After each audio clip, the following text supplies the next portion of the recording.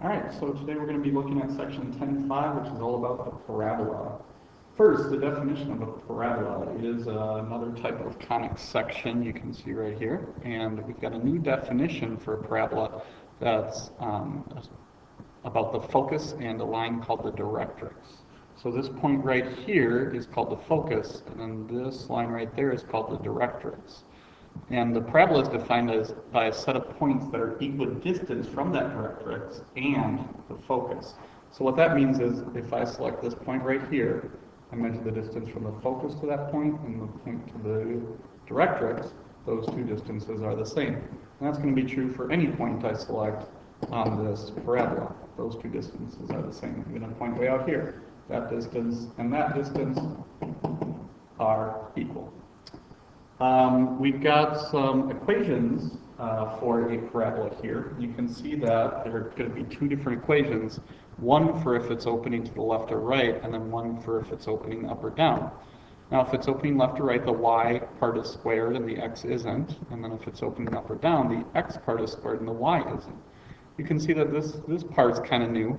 It kind of looks like vertex form that you might be familiar with, but the only difference here is we've got this thing called 4p in both of those, and we'll talk about what that means in just a second. So let's talk about some of the vocab that you need for your parabola. This point right here is called the vertex. This point right here is the focus. This line right there is the directrix. Now this green line that cuts the parabola in half, you can notice that the parabola is a mirror image on either side of that line. That line is called an axis of symmetry. And now this distance right here between the vertex and the focus is the same as the distance between the directrix and the vertex. So the vertex is exactly halfway between the focus and the directrix. Well, that distance there is the value p, and that'll be the same as this distance here. So that's where the value of p comes from in the previous equation. Now you can see down here the parabola could face four different directions, right, left, up, or down. Well, if it's facing left or right, that means the y part is squared and not x. If it's facing to the right, though, p is positive. P is greater than 0. If it's facing to the left, p is negative. P is less than 0. And then if it's facing up or down, that means the x part is squared and y isn't. And if it's facing up, p is positive. If it's facing down, p is negative.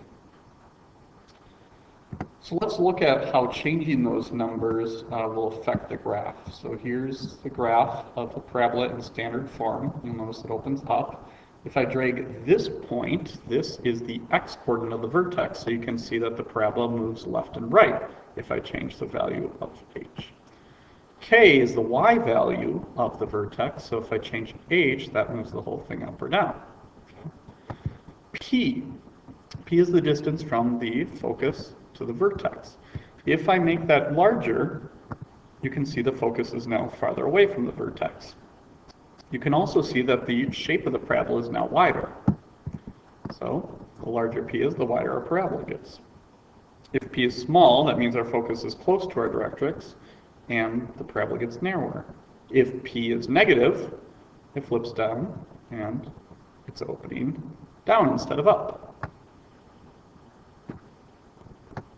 So let's take a look at what we can do here. Write the equation of the parabola that meets this set of conditions and graph it. So it's got a focus at 2, 5 and a directrix at x equals 4. If the focus is 2, 5, I'm going to plot that at 2, 5. So there's my focus. If the directrix is x equals 4, that will mean it is a vertical line through 4. So there's 4. So x equals 4 is a nice vertical line there, and there's my directrix. Okay? And there's my focus. Now, based on that information, I actually know where my vertex is, because my vertex is exactly halfway in between my focus and my directrix. So my vertex is right there at the point 3, 5. Now, based on what I've got here, I know that my parabola is going to be opening to the left, because the focus needs to be inside the parabola, which means it's going to open like so. The problem is I don't know how wide to draw it yet. So in a second, I'll show you two different ways to figure out how y to draw your parabola. First, let's write the equation for the parabola. So I'm going to use the standard form. Since it opens to the left, the y part is squared, so it's going to be y minus k squared equals 4p times x minus h. And then I'm going to plug in what I know.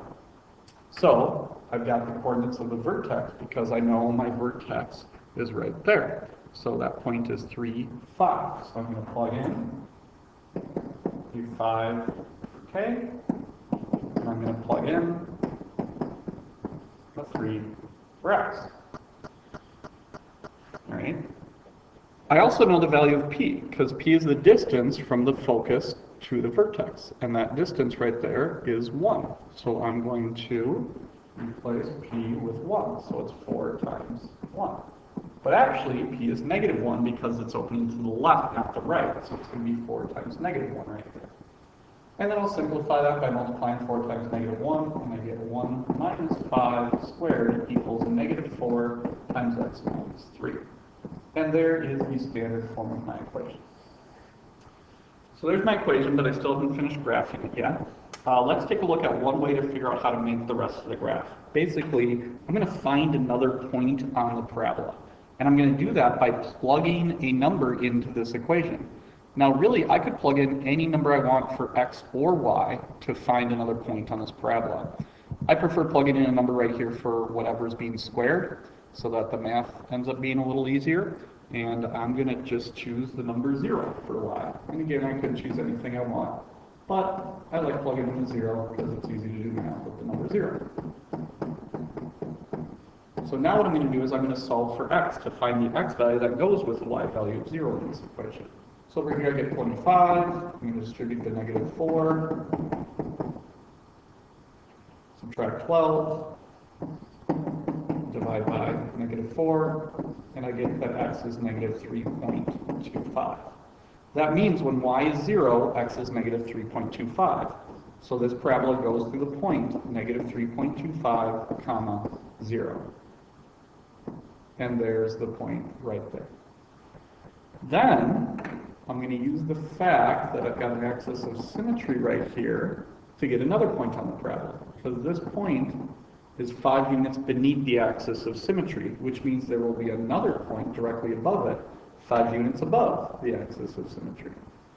So there's 2 more points on my parabola, and those 3 points should be enough to draw the curve.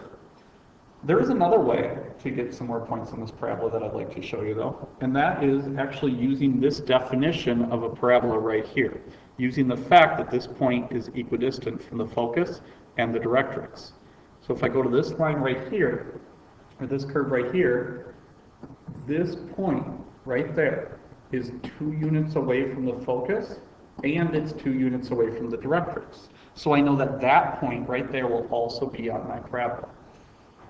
So the way I did that, the way I got that point, was that I know the focus is 2 units away from the directrix. So I just went 2 units above the focus, and then I can go 2 units beneath the focus, and that point is also on my parabola. And now 5 points is definitely enough to draw this shape. And there we go. All right, let's take a look at the next one. The parabola passes through 2, negative 1, and has a vertex of negative 7, 5, and it opens to the right. So first I'm going to plot the point, the vertex, negative 7, comma 5, is right there. Then I've got the point 2, negative 1. Now the reason it says it opens to the right is because it could open up, so I could be writing that equation. But since it says it opens to the right, I'm going to be writing the equation for this parabola. Now to draw the bottom half of that shape, I'm going to actually use the axis of symmetry again. This point right here is 1, 2, 3, 4 units above the axis of symmetry, so it'll be another 1, 4 units beneath the axis of symmetry. Right there. And now I know how wide to draw this bottom part of my parabola. So there's the graph, but I still need to write the equation. So I'm going to use the standard form, the equation. Since it opens to the right, the y part is going to be squared.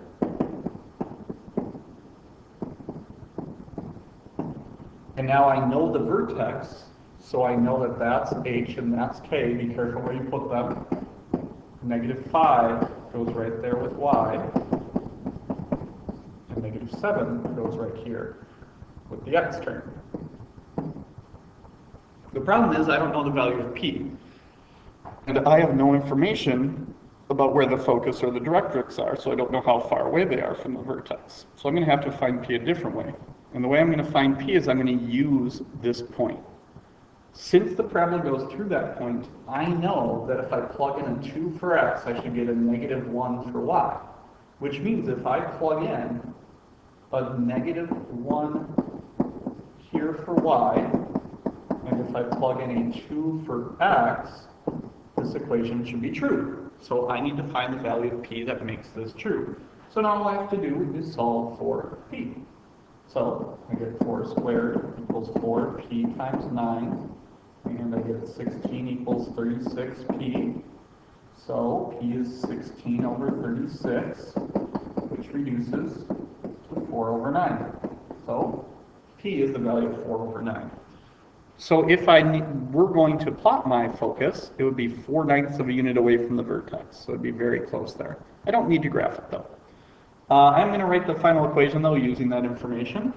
So I'm going to basically take that 4/9 and plug it in for p, and I get y plus 5 squared equals 4 times 4/9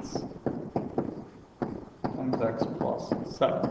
And now to simplify that, I just need to multiply those two numbers together, and I get y plus 5 squared equals 16/9 times x plus 7. And there's the equation for this parabola in standard form. Next, we're going to talk about general form. In general form of a parabola, there's two different versions of it. Because if it opens up and down, that means we have an x squared term but no y squared term. If it opens left or right, we've got a y squared term but no x squared term. So you can see that, we've talked about this before, the values of a or c, one of those is 0. So that it makes that term go away, and you're just left with one of the squares. And you can probably guess what we're going to do. We're going to change from general form into standard form. And to do that, we're going to approach it the same way that we did with circles, ellipses, and hyperbola. We're going to complete the square. But to complete the square here, we just need to do it for one variable. So we're going to group our y terms together. And actually, we're going to get everything else even over to the other side, even that -4x. So I'm going to add 4x and subtract 5. Now, I need to add half of b squared to each side. Half of 2 is 1. 1 squared is 1. So I'm going to add 1 to that side, and to keep it balanced, I need to add 1 to that side. Then on the left, that's now factorable. I'm going to factor that into y plus 1 squared. On the right, -5 plus 1 is -4. I get 4x minus 4. Now, to get it in the standard form, I just need to do one more thing. The left side stays the same. All I need to do now is factor out a 4. And when I factor out a 4 from the right side, I get that. And there's my equation in standard form. Now, if I wanted to find the value of p in this equation, this one's pretty simple, but basically, the standard form says 4 times p. So I need to think about, okay, 4 times what will be the same as this? Well, for this one, it's simply just a 1. So if I were to graph this, I would know the value of p is 1. That's it for this lesson. We'll finish up the rest of the notes tomorrow.